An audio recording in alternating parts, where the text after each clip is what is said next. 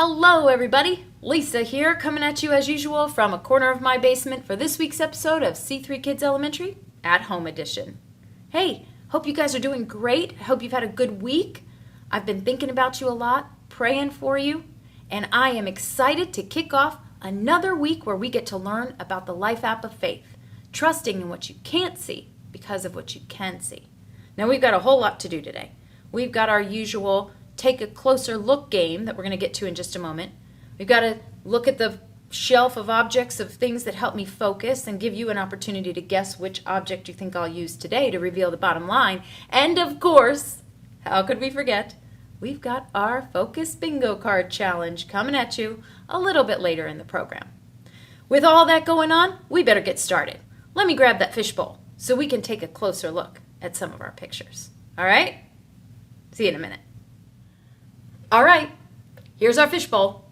And as you can see, it's getting kind of empty, right? That's because we've already looked at 5 of the 8 pictures that are on our backdrop. We've only got 3 to go. So let's see what we're going to look at today. Now, I know you guys have already looked at things like bugs and scuba gear and a flower, I think, and, well, I can't remember all the rest, but let's find out what we're looking at today. Here we go. Today, we'll be looking at picture number 5. Let's take a closer look, shall we? Oh, I think this one's easy. What do you guys think? Probably the easiest one we've had. I'm guessing you're going to get this on the first try. But even if you didn't, let's zoom in and take a closer look. Do you have it? I'm not going to spend a whole lot of time here. Let's move right along. We'll zoom in one more time. Did you get it? I'm pretty sure that you got it from the very first look. Did you guess a water bottle? Well, if you did, congratulations. Like I said, that one was pretty easy, but I hope you had fun with it anyway. All right, moving right along, it's time for us to take a closer look at my shelf so that you can figure out which object I'm going to use today to reveal the bottom line. I'll be right back with a clue. Ahoy, matey! It's a pirate's life for me. Can you tell by my clue which one of the objects over on my shelf that I'm going to use to reveal today's bottom line? Why don't you take a closer look at the shelf and I'll meet you over there and see if you got it right.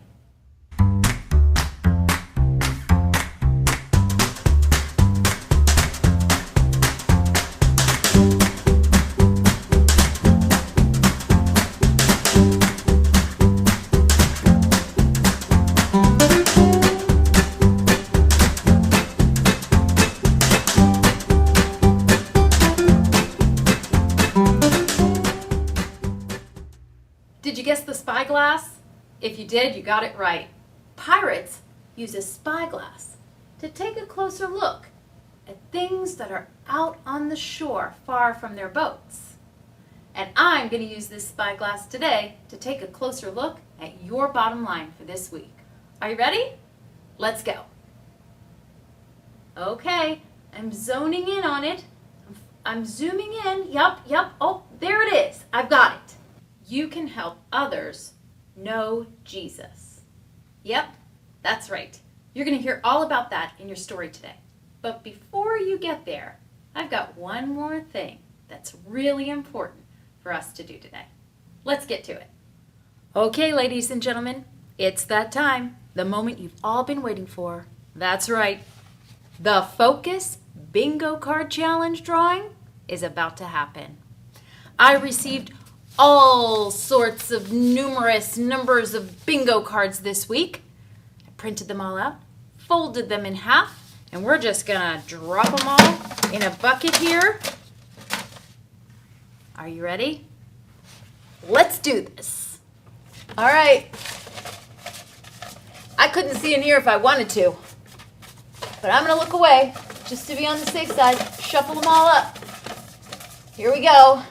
And our winner is, drum roll please at home, Scarlett Connolly. Congratulations, Scarlett. I'll be in touch this week about your prize. Thanks everybody for playing along, and I hope you had a lot of fun with your Focus Bingo Card Challenge. Hey, I'll see you next week.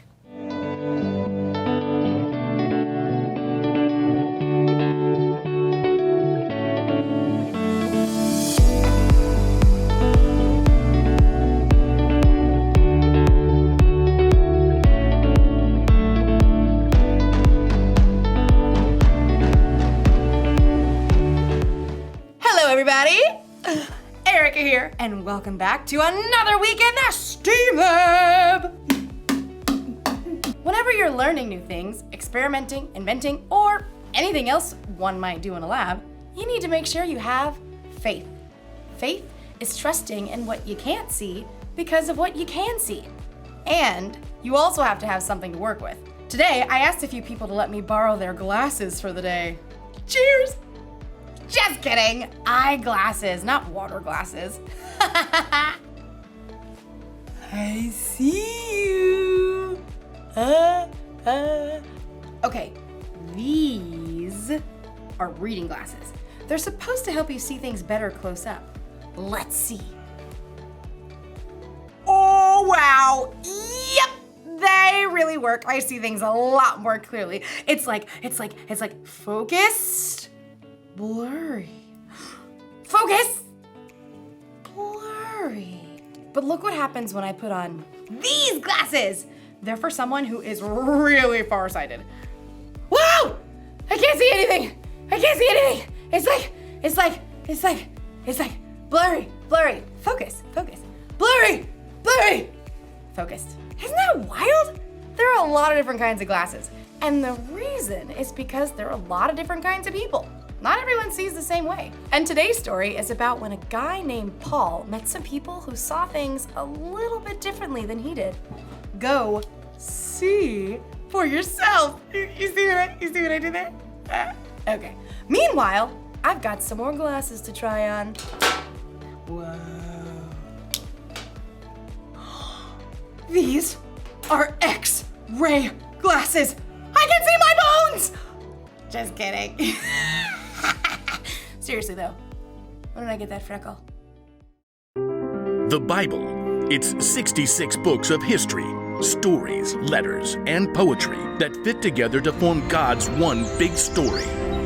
The epic adventure of how He created us and loves us so much that He made a way to rescue us. As we travel through the Bible, from Genesis to Revelation, we discover people who met God and found their lives changed forever.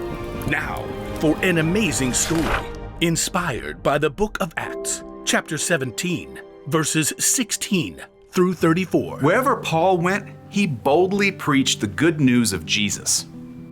This Jesus I'm telling you about is the Messiah. Many Jews and Greeks believed in Jesus, but in nearly every town, a group of Jews would gather to oppose Paul. He and his companions were forced out of Thessalonica, and then later that same group of Jews followed to run Paul out of Berea. Eventually, the believers helped Paul escape to the coast, where he could travel by boat to Athens. Tell Silas and Timothy to join me as soon as they can. Once Paul reached Athens, he walked the streets of the ancient city, disturbed by what he saw. Carved and molded statues everywhere. Statues of their gods. The people really believe false gods can help them. In fact, the Athenians believed in around 30,000 false gods. Yeah, they believed these gods were in charge of everything from sports to sleep to doors and cleanliness. A god of grapes. Okay.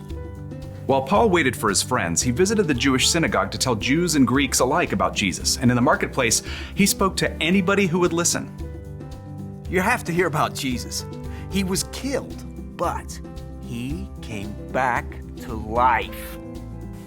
Paul's words stirred up a group of Athenian thinkers. These men felt that they could achieve perfection through knowledge and wisdom. Can you explain what this fellow is chattering about? He seems to be telling us about gods we've never heard of.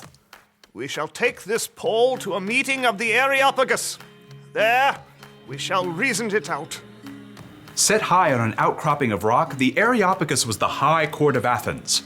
And from this viewpoint, Paul could see all of Athens spread out below him.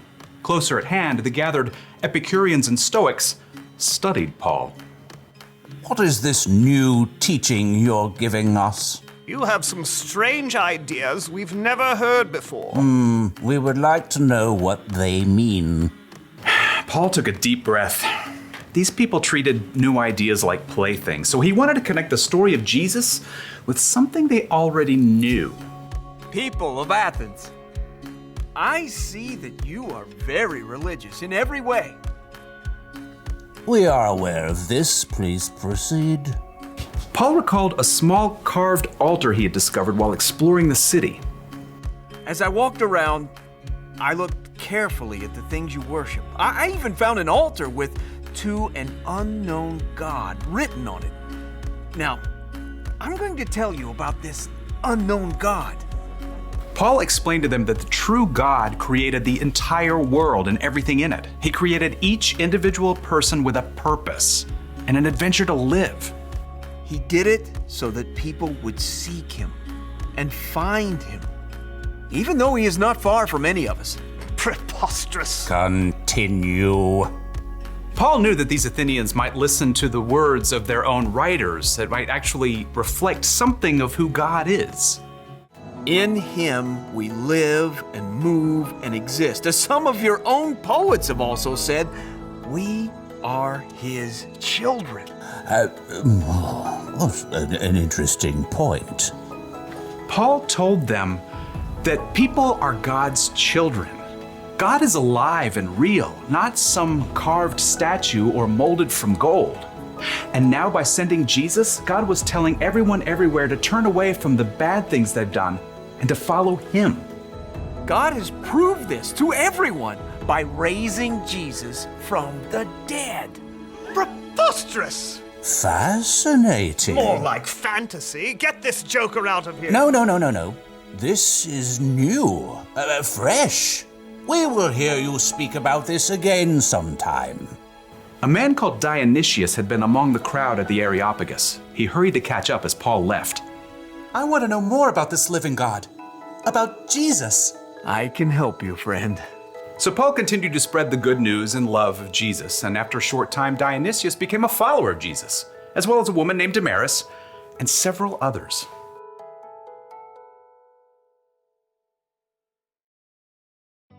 I know it's a banana, but it just looks like a blurry yellow blob. Whoa! It's hard to focus when you can't see clearly, but I think it's important to try and see things from another person's point of view, like Paul and the people in Athens.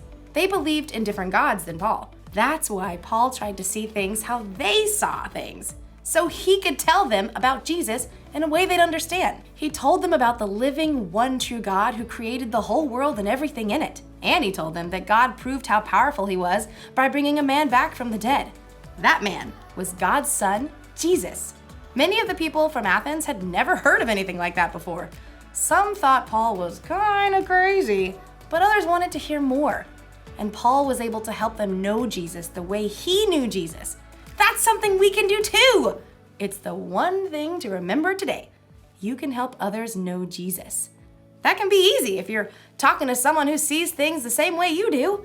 But when someone sees things differently, when they believe differently, or when they've had different experiences than you, it helps to try and see things from their point of view.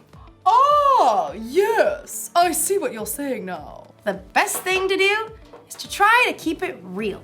Be honest about what Jesus has done for you. And it's not just in what you say. You can help people know Jesus by what you do too. When you treat people with love, respect, and kindness, they can see the love of Jesus through you. Everyone's different, and we all see things just a little bit differently. So I think it makes sense to try to see things the way other people see them. And you don't even have to change your glasses to do it.